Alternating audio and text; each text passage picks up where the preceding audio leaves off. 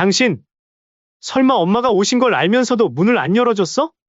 나는 장인 장모님한테 매달 100만 원씩 드리면서도 한 번도 아깝다 생각 안 했어. 근데 우리 엄마 병원비엔 왜 그리 따져? 아니, 원래 늙으면 잔병치레가 많잖아. 어머니도 자식 생각해서 참고 사실 줄도 아셔야지. 뭐, 그럼 늙으면 아파도 참고 살라는 거야? 당신은 선을 넘어도 한참 넘었어. 이제 더는 못 참아. 처가에 드리던 모든 지원, 오늘부로 끝이야. 우리 돈 각자 관리하자. 각자 부모는 각자 책임지는 걸로. 그게 말이 돼. 그건 그거고 이건 이거지. 그래, 당신 말대로 나 시어머니 오시는 거 불편하다고 예전부터 말했잖아. 당신도 눈치가 있으면 병원 진료 보고 그냥 돌아가시라고 말할 법도 하잖아. 진짜 말이 안 되는 건 당신이 우리 엄마를 밖에 세워둔 거야. 사람들한테 물어볼까? 어떤 게 더 말이 안 되는지? 이번 사연의 주인공은 강원도 삼척에서 평생을 건어물 장사로 살아온 김영희 씨입니다. 68년 인생, 손에 굳은 살이 박히도록 일하며 외아들 하나 변호사로 키워낸 분이죠. 여러분도 아시다시피 장사라는 건 그리 쉬운 일이 아니었습니다. 매서운 겨울바람을 맞으며 손이 트고 얼어붙어도 영희 씨는 한 번도 쉬지 않았죠. 오늘도 열심히 장사해서 돈 벌어야지. 준호 대학 등록금이 좀 비싸야지. 영희 씨의 손은 말이 필요 없었습니다. 그 손끝에 박힌 굳은 살들이 그녀의 인생을 고스란히 말해주고 있었죠. 시장 안에서는 영희 씨를 모르는 사람이 없었습니다. 아들 준호 얘기만 나오면 쩍 벌어지던 그 입. 자랑스러운 아들 이야기는 영희 씨의 유일한 낙이었죠. 우리 아들 이번에 로스쿨 졸업했어요. 서울에서 변호사 일 시작한대요. 그 말을 할 때마다 영희 씨의 눈가에는 자랑스러움과 행복이 가득했습니다. 남편은 준호가 고등학생 때 바다에서 사고로 세상을 떠났고 그 후로 영희 씨는 혼자 모든 것을 책임져야 했죠. 삼척의 칼바람이 불어오는 새벽 시장에서 얼음장처럼 차가운 물에 손을 담그며 하루하루를 버텨왔습니다. 영희 씨, 이제 좀 쉬엄쉬엄해요. 나이도 있는데. 시장 상인들의 걱정스러운 말에도 영희 씨는 그저 웃으며 넘겼습니다. 정확히 말하자면 쉴 수 없었죠. 아들이 변호사가 되고 결혼을 하고 법률사무소에 취직할 때까지 영희 씨에게 쉼이란 사치였습니다. 하지만 세월이 비웃기라도 하듯 이제 와서 몸이 말을 듣지 않기 시작했습니다. 처음에는 단순한 피로라고 생각했죠. 손가락이 저리고 관절이 아픈 건 나이 탓이라 여겼습니다.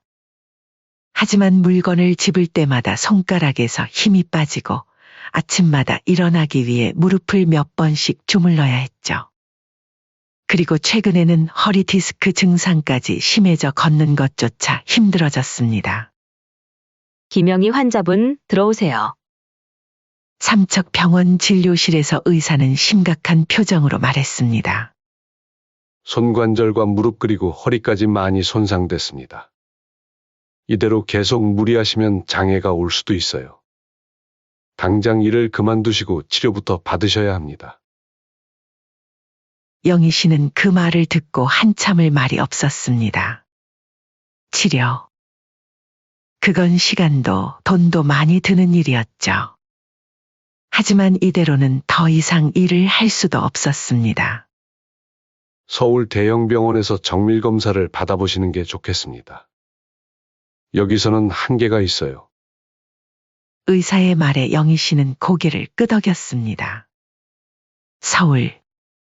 그곳엔 아들이 있었죠. 아들은 대형 로펌에서 일하며 바쁜 나날을 보내고 있었습니다. 지금까지 한 번도 아들에게 손 내밀지 않았던 영희 씨였지만 이번만큼은 의지할 수밖에 없었죠. 여보세요, 준호야. 전화기 너머로 아들의 목소리가 들렸습니다. 엄마?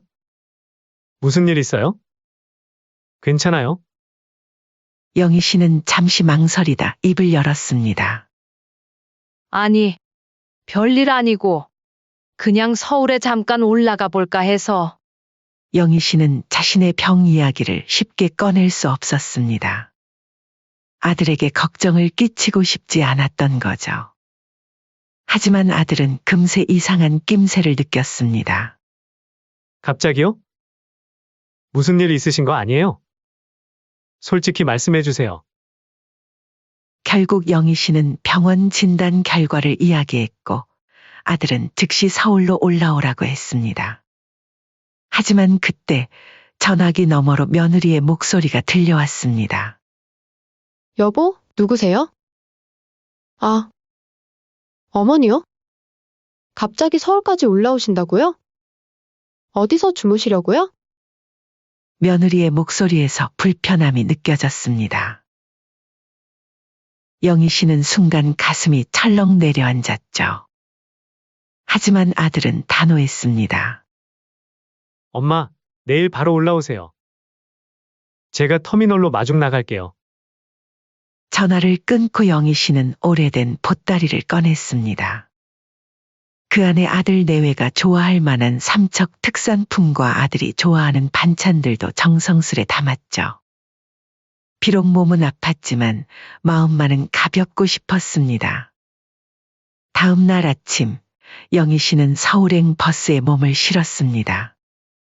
창밖으로 삼척의 익숙한 풍경이 스쳐 지나갔죠. 68년을 살아온 이곳을 떠나 낯선 서울에서 치료를 받는다는 생각에 잠시 두려움이 밀려왔습니다. 하지만 아들의 따뜻한 목소리를 떠올리며 영희 씨는 굳은 손으로 보따리를 꼭 붙들었습니다. 이제 그만 쉬어도 되겠지. 버스가 서울로 향하는 동안 영희 씨는 처음으로 자신의 몸을 돌볼 시간이 왔다는 생각에 작은 위안을 느꼈습니다. 하지만 그녀는 알지 못했죠. 서울에서 그녀를 기다리고 있는 것이 따뜻한 위로가 아닌 또 다른 상처가 될 줄은요. 서울 터미널에 도착한 영희 씨를 마중 나온 건 아들 준호였습니다. 약속대로 시간 맞춰 나와 있던 아들의 얼굴에는 걱정 가득한 표정이 역력했죠. 엄마, 많이 힘드세요? 바로 병원부터 가요. 그러게 조금이라도 아플 때 미리미리 말씀하시라니까. 영희 씨는 고개를 저었습니다. 오랜 버스 여행에 몸은 피곤했지만 먼저 아들 집에 들러 쉬고 싶었죠. 아들 준호는 영희 씨의 보따리를 받아들고 차로 향했습니다. 며느리는 어디 있니? 아프다더니 괜찮아졌어? 영희 씨의 물음에 이준호는 잠시 머뭇거렸습니다. 민정이요? 아이 때문에 집에 있어요. 괜찮아졌어요. 걱정 마세요. 차 안에서 영희 씨는 창밖으로 스쳐 지나가는 서울 풍경을 바라보았습니다. 삼척과는 너무나 다른 빌딩 숲과 북적이는 사람들. 이런 곳에서 아들이 잘 살고 있다는 생각에 가슴이 뿌듯했죠. 우리 아들 잘 지내지? 일은 좀 어때? 힘들진 않아? 이준호는 운전대를 꽉 쥐며 대답했습니다. 네, 잘 지내요. 일은 좀 바쁘긴 한데 괜찮아요. 말은 그렇게 했지만 영희 씨는 아들의 목소리에서 피로감을 느꼈습니다. 우리 아들도 참 힘들겠구나 마음속으로 생각했죠. 아들의 아파트에 도착하자 며느리 서민정이 현관에 나와 있었습니다.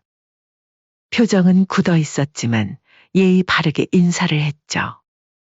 어머님, 안녕하세요. 잘 오셨어요. 영희 씨는 가방에서 정성스레 싸온 삼척 특산품을 꺼냈습니다. 이건 너희들 먹으라고 가져왔어. 준호 좋아하는 황태포랑 생강청이야. 며느리는 형식적인 미소를 지으며 받아들었습니다. 감사합니다. 어머님, 방은 이쪽이에요. 작은 방이었지만 깔끔하게 정돈되어 있었습니다. 오랜 여정에 지친 영희 씨에게는 천국 같은 공간이었죠. 그래도 마음 한편에는 내가 패 끼치는 건 아닐까 하는 생각이 들었습니다. 엄마, 좀 쉬세요. 저녁 먹고 내일 병원 가요. 준호의 말에 영희 씨는 고개를 끄덕였습니다. 며느리는 저녁 준비를 한다며 부엌으로 향했고 아들은 아이를 돌보러 다른 방으로 갔죠. 침대에 누운 영희 씨는 여행의 피로감에 금세 잠이 들었습니다. 그런데 문득 밖에서 들려오는 이야기 소리에 눈이 떠졌죠. 처음에는 그냥 대화인 줄 알았는데 점점 목소리가 커지더니 결국 다툼으로 변해갔습니다. 왜 어머님 병원비까지 우리가 다 내야 해요? 우리도 아이 키우고 빠듯한데. 며느리의 목소리였습니다. 영희 씨는 숨을 죽였습니다. 가슴이 철렁 내려앉는 느낌이었죠. 무슨 소리야? 당신 부모님 건강검진, 생활비, 해외여행까지 다 내가 보냈잖아? 우리 엄마는 평생 일만 하다 못 망가졌어. 다른 것도 아니고 자식 된 도리로 병원비는 내드려야지. 아들의 목소리에는 분노가 실려 있었습니다. 영희 씨는 이불을 머리끝까지 끌어당겼습니다. 자식들이 자신 때문에 다투는 소리를 듣는 것만큼 괴로운 일이 없었죠. 당신이 감당하는 건 좋은데 왜 우리 통장에서 나가냐고. 시어머니 일은 시어머니 쪽에서 알아서 해야지. 왜 우리 몫이야? 며느리의 말이 영희 씨의 가슴을 찔렀습니다. 짐이 됐구나 이런 생각이 머릿속을 맴돌았죠. 당신도 참 정없다. 우리 결혼할 때도 엄마가 집도 해주고, 그때 엄마가 돈 탈탈 털어서 당신한테 명품 가방도 선물해드렸잖아? 그래서 뭐요? 그때는 결혼할 때니까 당연히 시댁에서 예물로 주신 거고 이거랑은 다른 거죠. 당신 엄마 일이라고 우리가 다 책임져야 해요. 당신도 이제 자기 가정 먼저 생각해야 할 나이 아니에요? 다툼은 계속 이어졌고 영희 씨는 눈을 감은 채 숨소리조차 죽였습니다. 심장이 터질 듯 뛰었지만 가만히 누워있을 수밖에 없었죠. 그런 말 하지 마. 우리 엄마는 가족도 아냐? 아니, 어차피 사람 늙으면 잔병치레가 많잖아요. 그깟 거 조금 참고 사는 거지. 어머님이 당신한테 병원비 달라한 거예요? 그것도 아니면서 왜 자발적으로 낸다고 하냐고요. 뭐? 그럼 늙으면 아픈 채 그냥 참고 살라는 거야?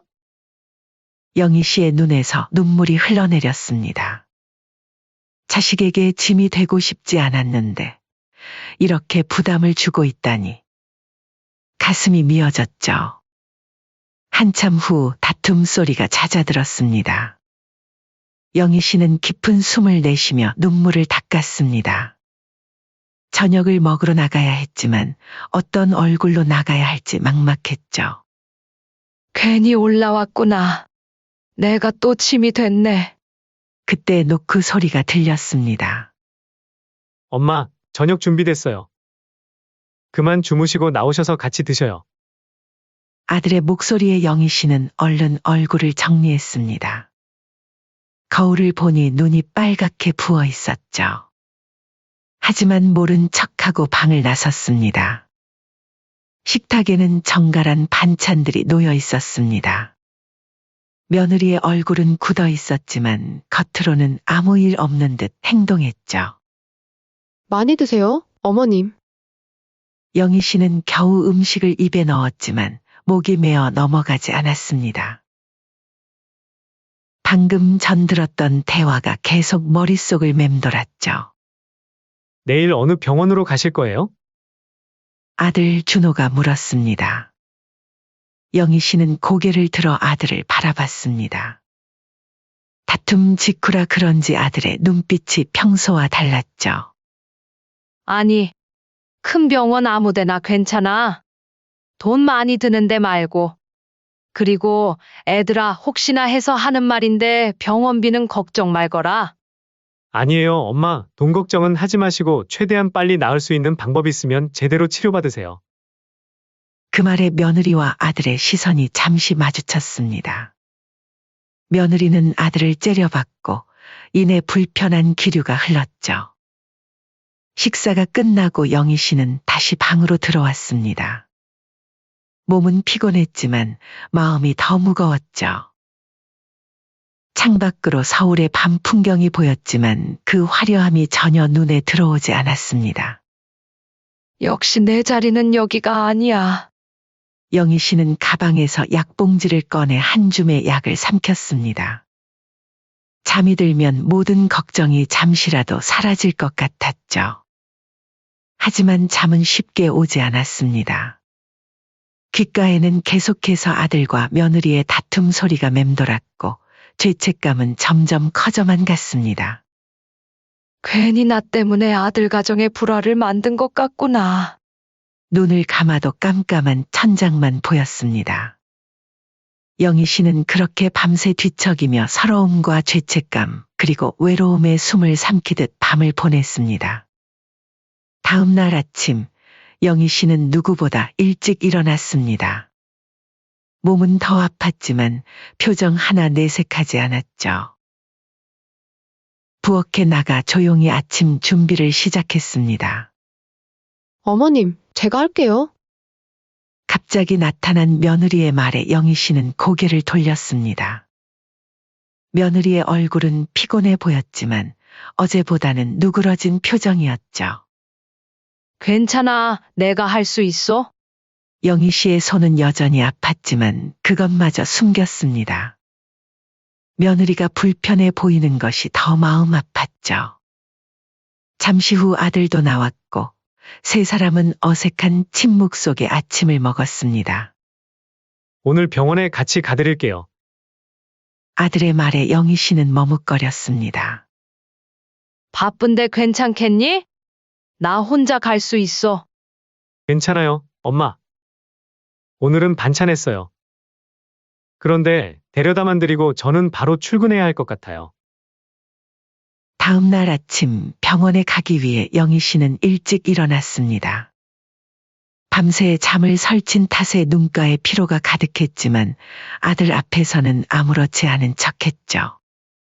아들은 회사에 늦을까 서두르는 모습이었습니다. 며느리는 아침 식사 후 설거지를 하며 말했습니다. 어머님, 병원 끝나면 전화 주세요. 제가 못마중 나갈 것 같아서. 영희 씨는 고개를 끄덕였습니다. 다들 바빴고 자신 때문에 더 불편해질 필요는 없다고 생각했죠. 알았어. 걱정하지 말고. 서울의 대형 병원은 영희 씨가 상상했던 것보다 더 크고 복잡했습니다. 삼척 병원과는 비교할 수 없을 정도로 사람들로 북적였죠. 접수부터 검사까지 모든 과정이 낯설고 어려웠지만 영희 씨는 꿋꿋이 혼자 해냈습니다. 김영희 환자분 들어오세요. 진료실에 들어선 영희 씨는 의사 앞에 자리를 잡았습니다. 의사는 검사 결과지를 보며 심각한 표정을 지었죠. 관절 손상이 생각보다 심각합니다. 특히 손목과 무릎 관절이 많이 닳았어요. 얼른 수술 받으시는 걸 권장합니다만 우선 주사 먼저 맞고 천천히 생각해 보세요. 영희 씨는 그 말을 듣고 무거운 침묵에 빠졌습니다. 평생 손으로 일해온 그녀에게 이제 그 손을 쓰지 말라는 건 삶의 방식을 통째로 바꾸라는 말과 같았죠. 얼마나 쉬어야 하나요? 최소 6개월은 완전히 쉬셔야 합니다. 그리고 정기적인 물리치료와 약물치료가 필요해요. 6개월. 영희 씨의 머릿속에서 그 시간이 얼마나 긴지 실감이 났습니다. 삼척으로 돌아가 가게는 어떻게 하고 생계는 어떻게 꾸려나가야 할지. 병원을 나온 영희 씨는 한동안 길가에 서 있었습니다. 서울의 차가운 바람이 얼굴을 스쳤고 문득 삼척의 바다가 그리워졌죠. 하지만 이내 현실로 돌아왔습니다. 아들 집으로 돌아가야 했으니까요. 지하철을 타고 아들 아파트에 도착했을 때는 이미 오후 3시가 넘었습니다. 하루 종일 검사와 진료로 지친 몸이었지만 영희 씨는 그래도 마음 한편으로는 안도했습니다. 이제 정확한 진단을 받았으니 치료 방법도 찾을 수 있을 테니까요.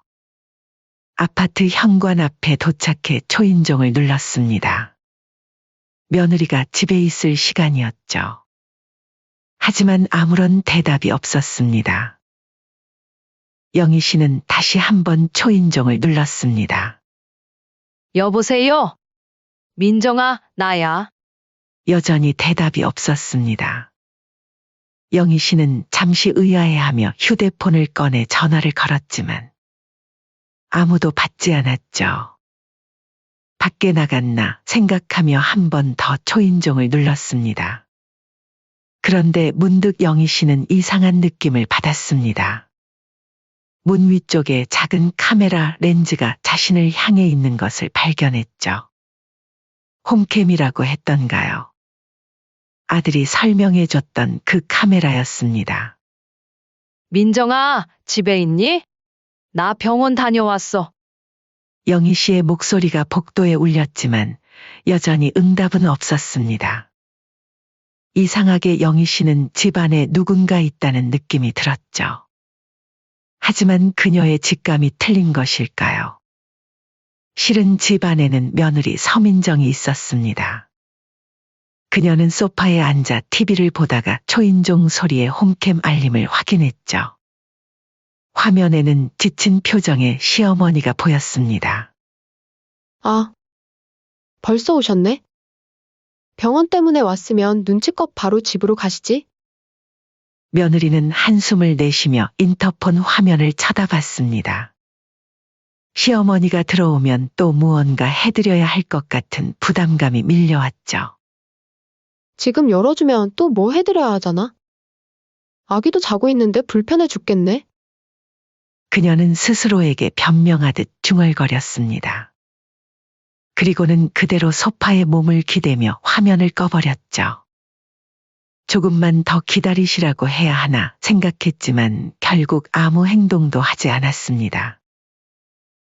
복도에 선 영희 씨는 한참을 더 기다렸습니다. 그녀의 손은 이미 추위에 떨리고 있었습니다. 아무도 없나 보네. 영희 씨는 깊은 한숨을 내쉬었습니다. 어디 갈 곳도 없었고 아들도 늦게 퇴근한다고 했죠. 복도 벤치에 앉아 잠시 기다려볼까 했지만 점점 강해지는 비에 그마저도 어려웠습니다. 보따리를 다시 들고 영희 씨는 천천히 엘리베이터로 향했습니다.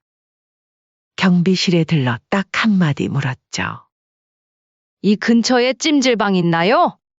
경비는 친절하게 길을 알려주었습니다. 영희 씨는 그곳으로 향했습니다. 비는 점점 더 세차게 내렸고 가을 저녁 공기는 냉랭했죠. 하지만 그녀의 마음은 더 차가웠습니다. 찜질방에 도착한 영희 씨는 비에 조금 젖은 옷을 갈아입고 구석자리에 자리를 잡았습니다. 따뜻한 온돌이 그녀의 지친 몸을 감쌌지만 마음의 상처는 녹지 않았죠. 그래도 괜찮아. 이 정도는. 스스로를 위로하려 했지만 눈물이 그녀의 볼을 타고 흘러내렸습니다. 자식에게 짐이 된다는 건 이런 느낌이었군요. 한편 늦은 밤 퇴근한 이준호는 집에 돌아와 첫마디로 어머니를 찾았습니다. 엄마 어디 계셔? 오늘 안 돌아오셨어? 며느리는 TV를 보다 고개를 들었습니다. 아직 안 오셨어요. 뭐라고? 병원 진료는 오후에 끝났을 텐데. 당신이 연락해 볼 생각은 안 해봤어? 이준호는 즉시 휴대폰을 꺼내 어머니에게 전화를 걸었습니다.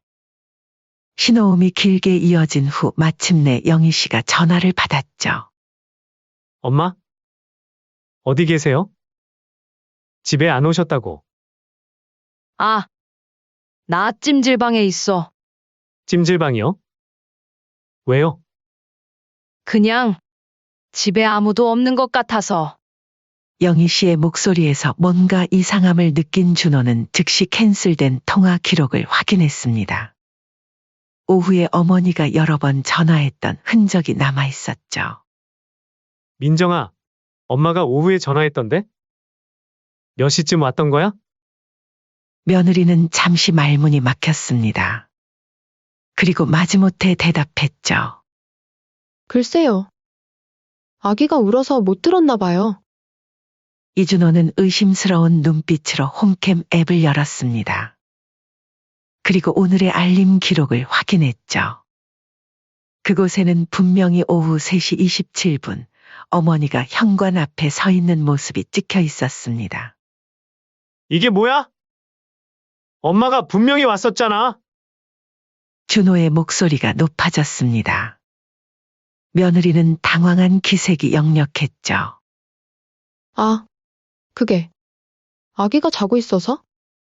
이준호는 더 이상 말을 듣지 않고 재생 버튼을 눌렀습니다. 화면에는 어머니가 초인종을 누르는 모습이 또렷이 보였죠. 그리고 카메라가 활성화되어 있었다는 사실도 확인할 수 있었습니다. 당신, 설마 엄마가 오신 걸 알면서도 문을 안 열어줬어? 며느리는 입술을 깨물며 말문이 막혔습니다. 아들 준호의 얼굴이 붉게 달아올랐죠. 너, 엄마가 몇 시간을 밖에 있었던 거 알면서도 안 열었지? 아들 준호의 목소리는 분노로 가득 찼습니다. 그의 눈빛은 이전과는 완전히 달랐죠. 그래서 엄마가 비 맞으며 찜질방으로 가신 거야? 당신이 그렇게 했다고? 며느리는 변명하려 했지만 아들은 들으려 하지 않았습니다. 당신 부모님한테 매달 100만 원씩 드리면서도 한 번도 아깝다 생각 안 했어. 근데 우리 엄마 병원비엔 왜 그리 따져? 아들 준호의 분노는 폭발했습니다. 그동안 쌓였던 불만이 한꺼번에 터져나온 것이죠. 당신은 선을 넘어도 한참 넘었어. 이제 더는 못 참아. 처가에 드리던 모든 지원, 오늘부로 끝이야. 우리 돈 각자 관리하자. 각자 부모는 각자 책임지는 걸로. 그게 말이 돼. 그건 그거고 이건 이거지. 그래, 당신 말대로 나 시어머니 오시는 거 불편하다고 예전부터 말했잖아. 당신도 눈치가 있으면 병원 진료 보고 그냥 돌아가시라고 말할 법도 하잖아. 진짜 말이 안 되는 건 당신이 우리 엄마를 밖에 세워둔 거야. 사람들한테 물어볼까? 어떤 게 더 말이 안 되는지? 며느리는 당황의 말을 잇지 못했습니다. 아들은 단호하게 말했죠. 나는 앞으로 엄마만 책임질 거야. 그게 내 기준이야. 준호는 즉시 코트를 걸치고 밖으로 나갔습니다. 찜질방으로 향하는 그의 발걸음은 무거웠지만 결심은 확고했죠. 더 이상 어머니를 외면하지 않겠다는 다짐이었습니다. 찜질방 입구에 도착한 이준호는 잠시 숨을 고르고 안으로 들어갔습니다. 구석자리에서 고단한 모습으로 앉아 계신 어머니를 발견하자 그의 마음은 무너져 내렸죠. 엄마, 영희 씨는 놀란 눈빛으로 아들을 바라봤습니다. 이준호는 어머니 앞에 무릎을 꿇고 손을 잡았죠. 정말 죄송해요. 제가 더 신경 썼어야 했는데? 영희 씨의 눈에서 눈물이 흘러내렸습니다. 아들의 손을 잡고 그저 고개를 가로저었죠. 괜찮아. 엄마는 괜찮아. 하지만 아들은 알았습니다. 괜찮은 게 아니라는 것을. 그리고 이제부터라도 달라져야 한다는 것을. 찜질방에서 돌아온 그날 밤, 영희 씨는 아들과 함께 조용히 집으로 돌아왔습니다. 거실에는 어색한 침묵만이 흘렀고 며느리는 고개를 숙인 채 안방에 머물러 있었죠. 영희 씨는 말없이 손님 방으로 향했습니다. 아무 일 없었다는 듯이 모든 것을 다 이해한다는 듯이. 엄마, 이제부터는 제가 항상 함께 있을게요. 아들의 말에 영희 씨는 가만히 고개를 끄덕였습니다. 그리고 문을 닫고 혼자 남겨진 방에서 그녀는 비로소 깊은 숨을 내쉬었죠. 눈물은 더 이상 나오지 않았습니다. 이미 다 말라버린 눈물처럼 그녀의 마음도 단단하게 굳어 있었으니까요. 다음 날부터 영희 씨의 본격적인 치료가 시작됐습니다. 아들은 일부러 시간을 내어 어머니의 병원 일정에 맞춰주었고 퇴근 후에는 약을 챙겨주며 정성을 다했죠. 하지만 집안의 공기는 여전히 무거웠습니다. 며느리와 영희 씨는 눈도 마주치지 않았고 필요한 대화만 짧게 나눌 뿐이었죠. 어머님, 차 한 잔 드세요. 시간이 흘러 다시 병원에 방문한 어느 아침, 며느리가 조심스럽게 차를 내밀었습니다. 영희 씨는 잠시 놀란 표정을 지었지만 곧 담담하게 받아들었죠. 고맙다. 그날부터 조금씩 아주 미세하게 변화가 시작됐습니다. 며느리는 영희 씨의 식사를 챙기기 시작했고 가끔은 물리치료를 마치고 온 영희 씨의 손을 바라보며 말을 건네기도 했죠. 어머님, 손이 많이 아프세요? 영희 씨는 잠시 망설이다 대답했습니다. 그래, 좀 아프지. 평생 일만 해서 그런가 봐. 며느리는 처음으로 영희 씨의 손을 유심히 바라봤습니다. 그 손에 박힌 굳은 살과 구부러진 손가락 마디, 그 모든 것이 시어머니의 인생을 말해주고 있었죠. 제가 그날 정말 죄송했어요. 갑작스러운 사과에 영희 씨는 고개를 들었습니다. 며느리의 눈에 진심이 담겨 있었죠. 괜찮아. 다 지나간 일이야. 영희 씨는 그렇게 말했지만 사실 그 상처는 아직 완전히 아물지 않았습니다. 하지만 그녀는 알고 있었죠. 삶은 계속 흘러간다는 것을. 그리고 때로는 용서가 자신을 위한 일이기도 하다는 것을. 일주일이 지난 어느 날 저녁, 초인종 소리가 울렸습니다. 문을 열자 예상치 못한 손님들이 서 있었죠. 사돈이었습니다. 사돈, 죄송합니다. 바깥 사돈은 문 앞에서 깊이 고개를 숙였고 안 사돈은 손에 들고 온 선물 봉투를 내밀며 눈물을 글썽였습니다. 저희 딸이 사돈에게 했던 일 들었습니다. 정말 죄송합니다. 아니에요, 사돈. 괜찮습니다. 영희 씨는 당황했지만 그들을 거실로 안내했습니다. 사돈들은 처음으로 영희 씨 앞에서 진심 어린 사과를 했고 그 모습을 지켜보던 며느리도 함께 무릎을 꿇었죠. 어머님, 정말 죄송해요. 제가 너무 이기적이었어요. 영희 씨는 가만히 듣고 있다가 말했습니다. 사람이 살다 보면 서로 몰라서 그런 것도 있어요. 그러다 아는 날도 오지요. 그 말에 사돈들의 눈에서 눈물이 흘러내렸습니다. 아들 이준호는 그 모습을 지켜보며 조용히 미소를 지었죠. 그의 얼굴에는 오랜만에 편안함이 돌아와 있었습니다.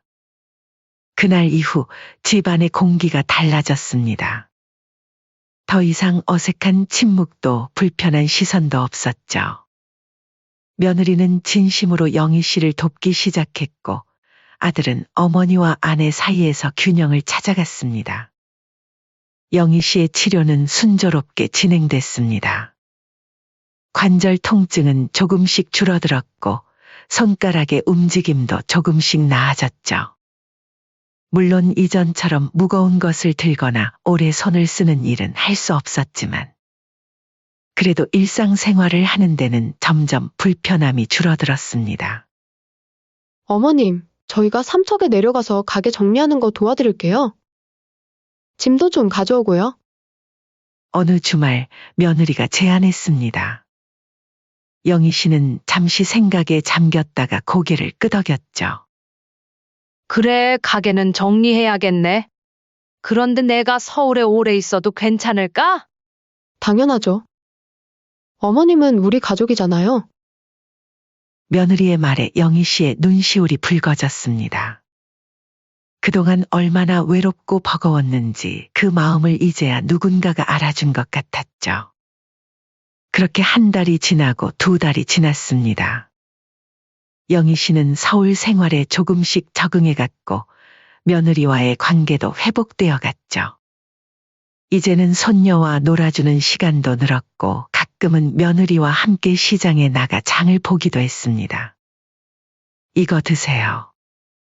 관절에 좋다고 하더라고요. 며느리는 영희 씨가 좋아하는 음식을 챙겨주며 말했습니다. 영희 씨는 고마운 마음에 미소를 지었죠. 고맙다, 민정아. 이름을 부르는 것은 처음이었습니다. 며느리의 눈이 반짝 빛났고 그 순간 두 사람 사이에 무언가가 달라졌다는 것을 느꼈죠. 어느 주말 저녁 가족이 모두 모여 식사를 하고 있을 때였습니다. 영희 씨는 된장찌개를 한 숟갈 뜨며 문득 말했죠. 사람한테 너무 기대지 말라는 말 맞는 말이야. 근데 또 사람한테 기대야 살 힘이 나는 것도 맞더라. 그 말 한마디에 식탁 주변이 조용해졌습니다. 아들과 며느리는 영희 씨를 바라봤고 영희 씨는 잠시 생각에 잠겼다가 다시 말을 이었죠. 내가 평생 혼자 버텨왔어. 누구한테도 기대지 않고 손 내밀지 않고. 그게 내 자존심이었는데 이제 보니 그것도 어리석었던 것 같아. 영희 씨의 눈에서 눈물이 맺혔습니다. 하지만 이번엔 서러움의 눈물이 아니었죠. 사람은 혼자 살 수 없나 봐. 가끔은 다른 사람 손을 잡아야지. 아들이 어머니의 손을 꼭 잡았습니다. 며느리도 다가와 영희 씨의 어깨를 감쌌죠. 아무도 말은 하지 않았지만 그 순간 모든 것이 말해졌습니다. 영희 씨의 관절은 여전히 아팠고 삼척의 바다는 여전히 그리웠을 겁니다. 하지만 이제 그녀는 혼자가 아니었습니다. 비로소 그녀는 깨달았죠. 인생의 가장 큰 용기는 때로 도움을 요청하는 것이라는 사실을. 엄마, 이제 우리가 있잖아요. 아들의 말에 영희 씨는 고개를 끄덕였습니다. 그 순간만큼은 세상의 모든 고통과 불안이 멀어진 것 같았죠. 밖에서는 부드러운 가을비가 내리고 있었지만 이 집안은 따뜻했습니다. 영희 씨의 굳었던 손이 조금씩 풀리듯 그녀의 마음도 조금씩 열려갔습니다. 그리고 그것은 그녀 혼자만의 변화가 아니었죠. 이 집의 모든 사람들이 조금씩 서로를 향해 한 걸음 내딛고 있었습니다. 그 말 한마디는 모든 눈치와 외로움을 통과해 이제야 도달한 진짜 마음이었습니다. 사람은 서로에게 기대어 살아가는 존재라는 평범하지만 가장 소중한 진실이었죠.